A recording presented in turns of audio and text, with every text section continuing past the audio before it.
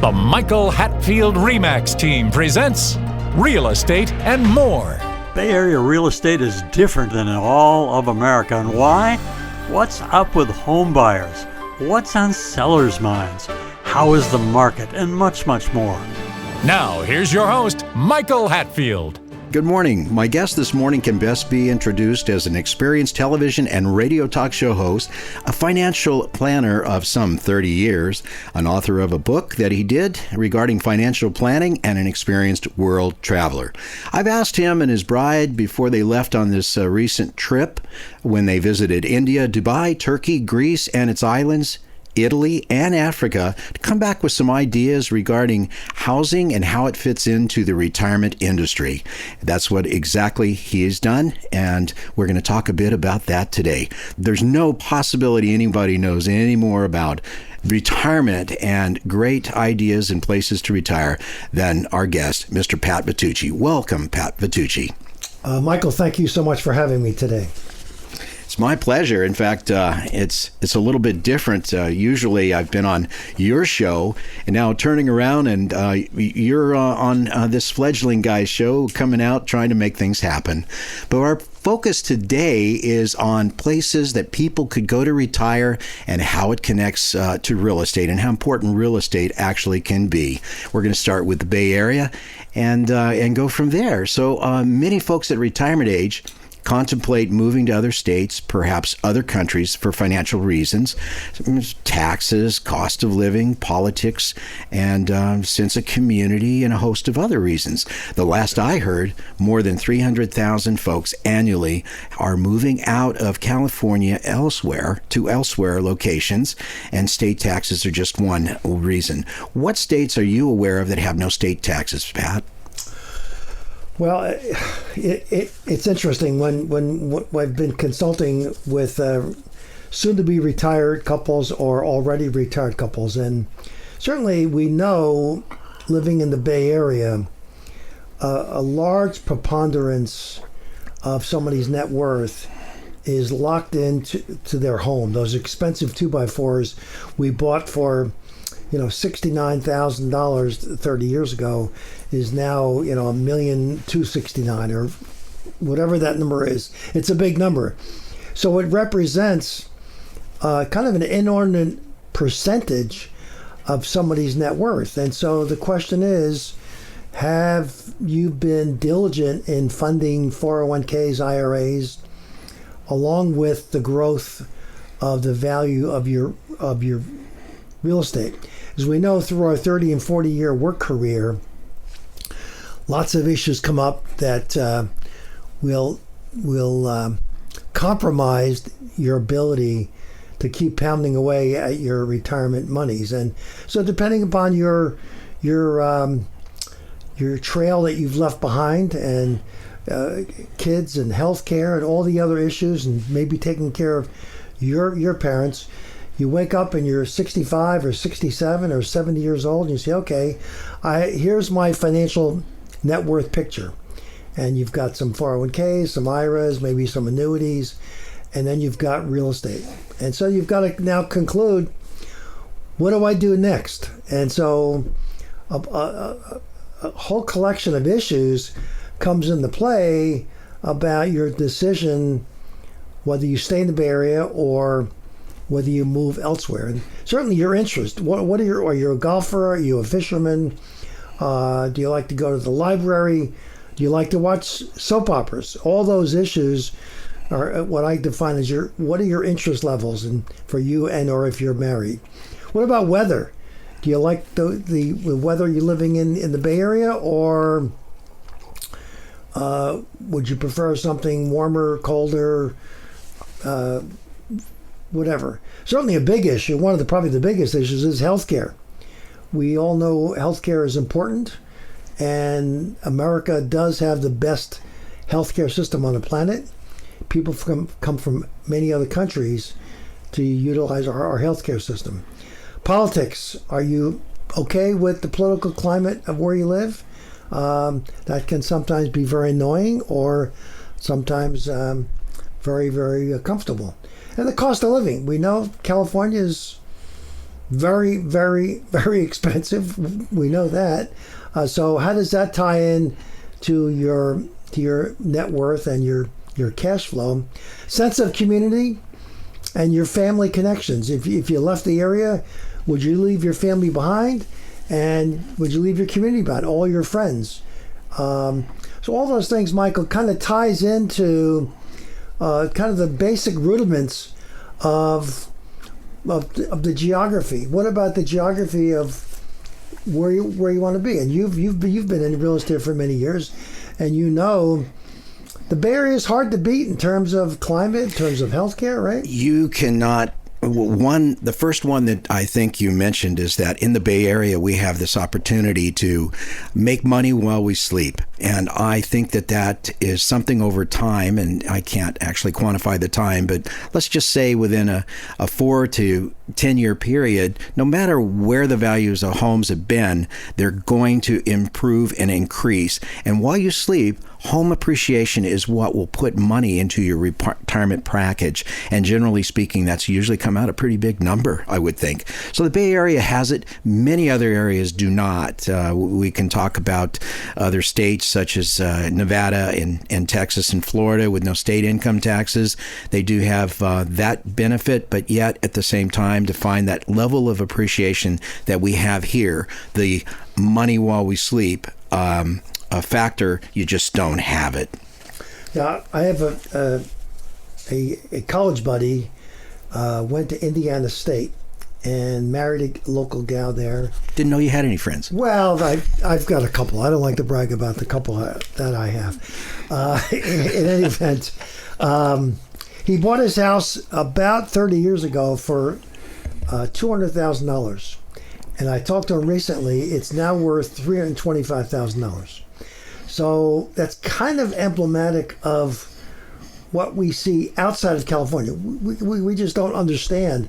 He said, you've got California dollars, I've got Indiana dollars, and they're dramatically different. I mean, I bought my house 30 years ago for a modest number, and it's worth a whole lot more today. As we all know, California real estate has appreciated, as you've just said, appreciably more than almost anywhere on the planet, right? Mm-hmm. And the reason for that, Pat, is that we have so much to offer here in the San Francisco Bay Area, where we have the city for nightlife, if we like. We have the Silicon Valley, a couple other great areas such as Monterey, Carmel Peninsula, beautiful down there. And then you can go up to the wine country and get married if you want. You can do all kinds of cool things, and not to mention Tahoe and the beautiful skiing and things that we have up there. But primarily, we get that appreciation it's really focused on the business and enterprise that we have here. Other areas that I've noticed that's kind of important is, you don't have the appreciation in Florida and Indiana and this kind of a thing, but you can get cash flow from rental income probably better there than in a lot of other places.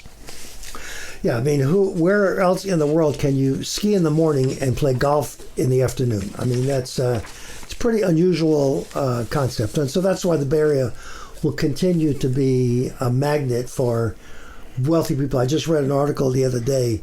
There are more millionaires in the state of California than any other place on earth. And I think there's 113 billionaires in the state. So that's a big number. And I think you hit it on the head. Silicon Valley has been the epicenter for driving wealth, not to excuse Hollywood and the whole entertainment business down south. So we've got some strong industries, and agriculture certainly has been kind of the pillar of just sustainable income year in and year out. We generate more vegetables and fruits and et cetera for the world to enjoy. So it does have the diversification. Yeah, just to digress just a moment and talk a little bit more. In the Bay Area, people at the beginning of this year were saying, how's the market? And boy, is it going to crash as far as housing goes.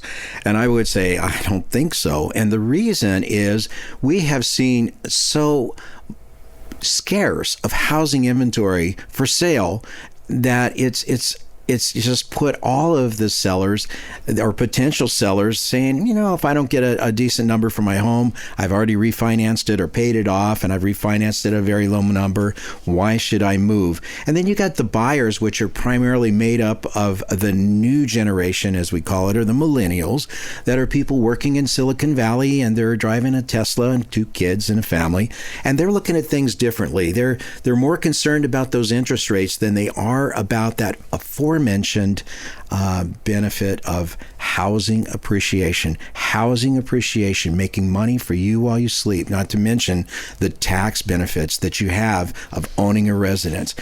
One point before we move on is that I see that people that have a high income pay a lot of taxes out of their paycheck each time they have a paycheck. And if they were to take that money and say, you know what, $750,000 of that can go directly to my mortgage loan, and so I'm trading it from paying taxes to the mortgage loan while I gain the housing appreciation. That's a wonderful thing here in the Bay Area. Yeah. So Michael, when in my world, when I coach future retirees, you go from the contribution phase where you're contributing to 401ks and IRAs for hopefully 30 or 40 years to now the distribution phase where you're taking money out. So it's a completely different mindset, and now cash flow is very important. So your home is worth, let's pick a number, $1.5 million in the Bay Area. So do you downsize and go to Rossmore or go to Oakmont in Santa Rosa or the Villages in San Jose, and you buy down and you buy something for $500,000, $600,000, and you take the excess $500,000 or $750,000 and use that as an incremental cash flow option? Or do you go to somewhere else in the state? Some lesser cost area. You don't need to be near Silicon Valley where all the great paying jobs are. You move to some outer reaches, whether it's Modesto or the desert or the Lake Tahoe area. So there's other lesser cost areas where, again, you can buy something or even rent something. Some of my clients have rented, and they are taking the excess cash and using it as a cash flow that they can supplement, use it as a vacation number, or maybe you've got to help your kids, your grandkids go to school. So you go from the Bay Area to the state, and now if you're willing to go outside the state, there are lots of other options. Nevada, Texas, Florida are the 3 states, Michael, we know. We've seen a lot of clients go to those states. Why? Because they're no income tax states. And we know income in California, 13.3%, highest in the nation, right? So that's a real savings month to month. You do the arithmetic, and that really ends up in your bank account, and that looks pretty green after a while. Now, if you're willing to go outside of the country, the ones where my clients have moved to are Costa Rica, Portugal, Greece, some parts of Asia.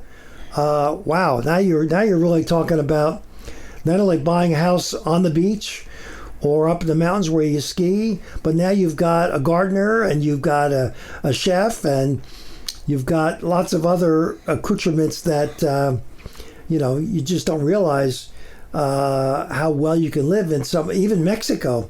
You buy something for under $500,000, then you're living like a king or queen. And so a lot of those options, Michael, my clients have opted for that, and they've said goodbye to California, and they come back and visit their kids or their families. I was talking to a couple the other day, and they were talking that very same thing. Well, I don't have a place to go.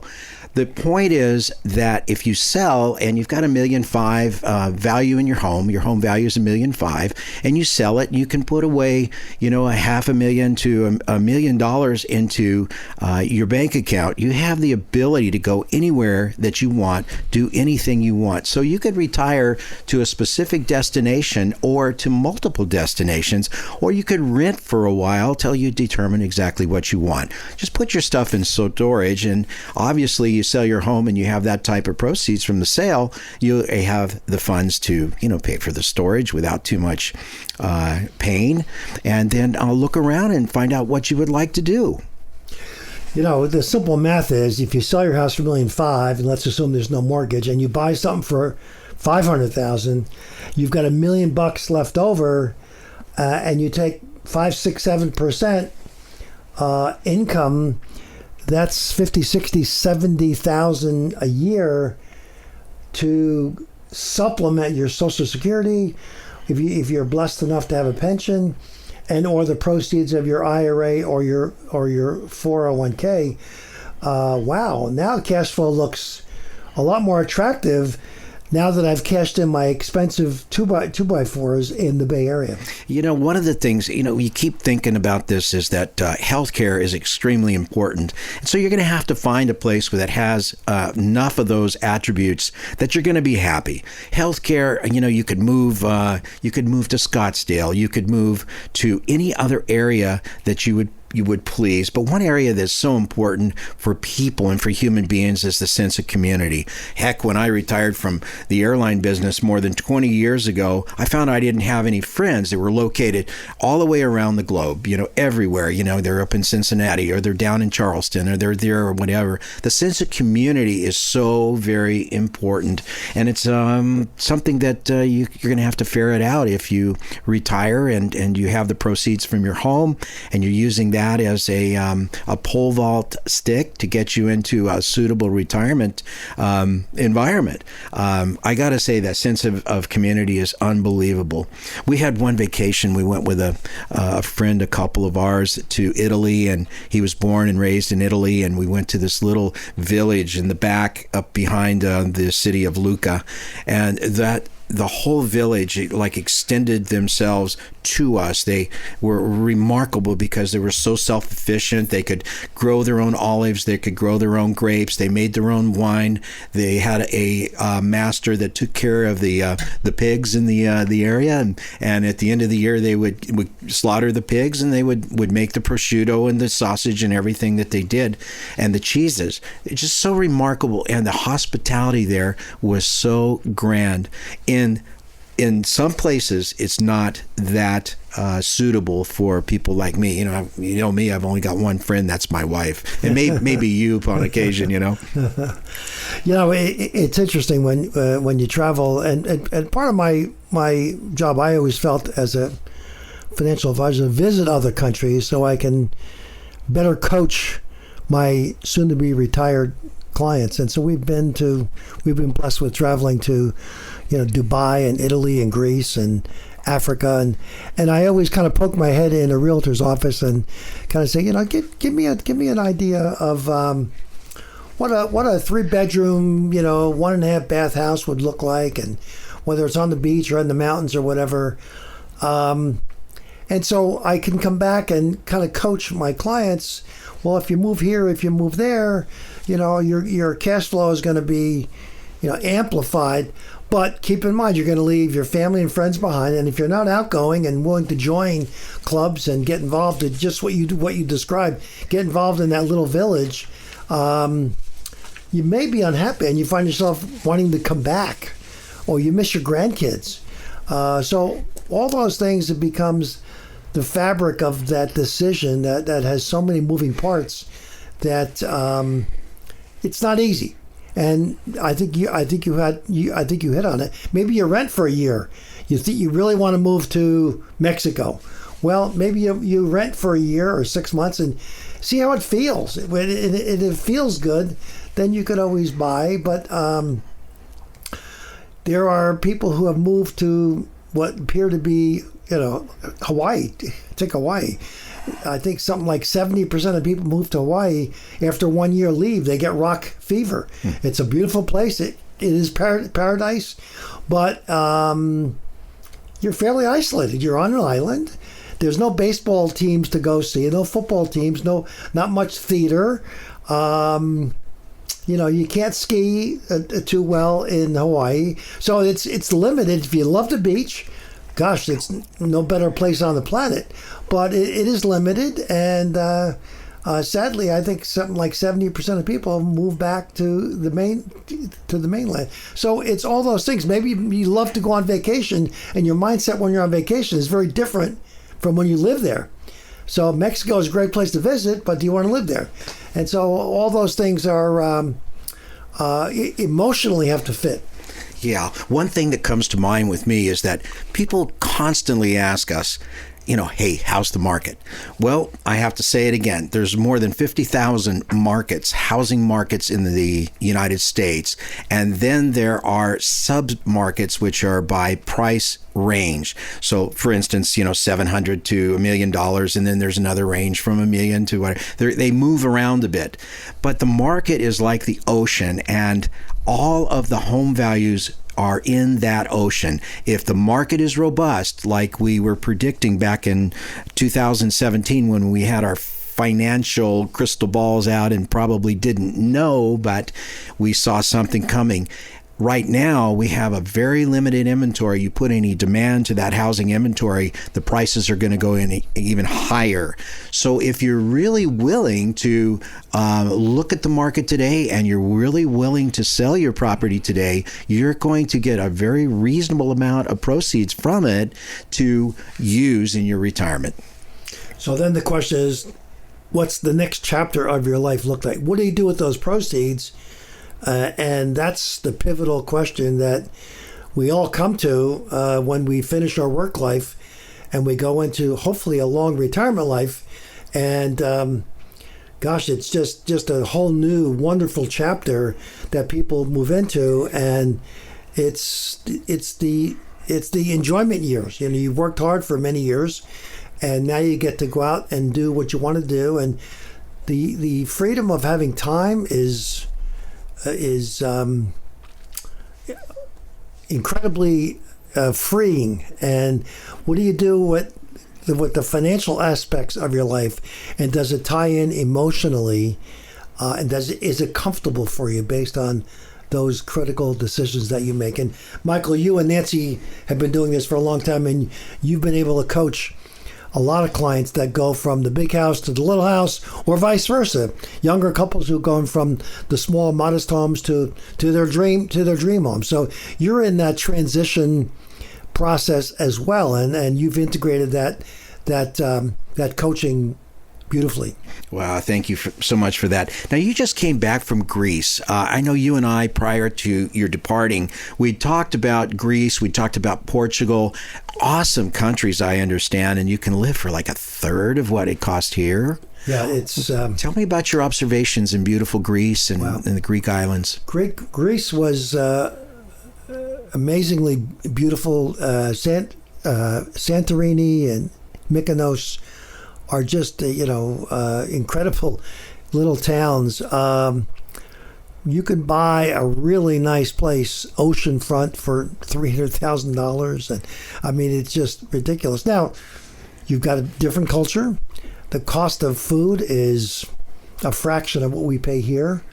But you're a foreigner. And unless you know the language and are comfortable or can learn it, I'm of Italian descent. I spent a fair amount of time in Italy. I'm really comfortable in Italy. And if you stay out in the Tuscany region and you buy a little, ranchette, a little, with an acre or maybe some vineyards on it, I mean, it's just incredibly beautiful. But you've left everybody behind, and you've got zero friends in that town, zero family. And if those are important elements of your retirement, you're probably not going to elect to go to those. You'll visit them. Tuscany's beautiful. We happened to go to Andrea Bocelli's hometown and see him in concert at his theater way out in the country. It was just just a beautiful experience. Would I want to live there? I'm not sure, but it's a great place to visit, and it was great experience. So what about the retire everywhere concept? Meaning that, you like to ride horses, but you don't like the snow. You could get a place up in Idaho and stay up there for, 4 or 5 months or so. And then you like the desert, or you need to be near healthcare. You go down to the desert, and then you can spend some time in Hawaii. What about this retirement everywhere concept that some of my friends have been, I don't have many friends, some of my acquaintances have been talking about? What about that thought? Isn't that great to think about that, you could get a little place here, a little place there? It's certainly a lifestyle that a lot of people would envy, and you get a little taste of everything. When the weather turns bad in Idaho, you go down to the desert, and when the desert gets too hot, you go to Hawaii, and maybe getting a couple condos in a couple places, or renting. So there's lots of options. And look, we only go around once, and we're getting older, and we've seen friends and relatives go through difficult healthcare issues. So you've got to follow your heart. And certainly the money kind of can drive those decisions, but it shouldn't dictate those decisions. And I think the lifestyle you've always dreamt about, now's the time to try it out. I subscribe to International Living. I would encourage you to go on their website, and they have a lot of great stories of people who moved, and you name the place, all the places we've been talking about. And the common theme is that they're enjoying every day of their retirement, whether they stay a year, 2 years, 5 years, or less. It's your turn to enjoy the fruits of your labor, and how you do that is really dictated by what you and or your spouse have dreamt about for your entire life. I find importance when you say what you and your spouse always dreamed of, as it draws attention to the incredibly important habit of dreaming. I just like it when people, our clients, our friends, talk about their dreams. In some cases, many of us may tend to engage themselves day in and day out in work routine, just putting their head down and working. All too often, we do not attend to the joy and the happiness one can receive from simple dreaming. Then, of course, following those dreams. As a real estate person, it's incredibly rewarding to help a young family in their quest to own their own home.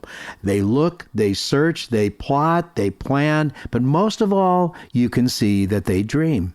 And when that perfect home is found, it is truly a heartfelt moment when they realize their hopes and their dream has been realized.